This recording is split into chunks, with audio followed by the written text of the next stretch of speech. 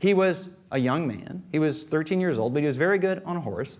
And I guess as a young man, the people who enlisted him into service felt that perhaps the British would lay off a kid.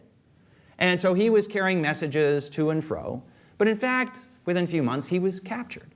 And he was, I have to think, he was one of the, I'm not sure I should call him a soldier exactly, because he wasn't bearing arms, but he was certainly one of the youngest participants in the Revolutionary War at the age of 13. That's pretty young. And he was a prisoner of war by the time he was 14.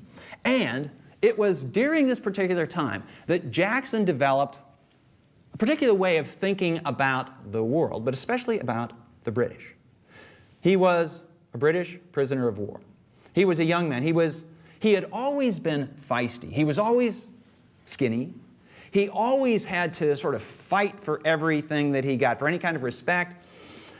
And when a British officer came in a very imperious tone, told Jackson to shine his boots, that is, the officer's boots, Jackson refused. So you can shine your own boots. And the officer, outraged that this kid should say this, and a rebel besides, took out his sword and took a swipe at Jackson's head.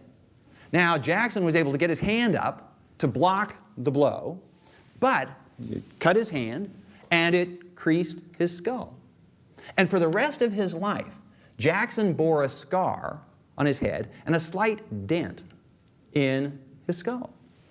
And he developed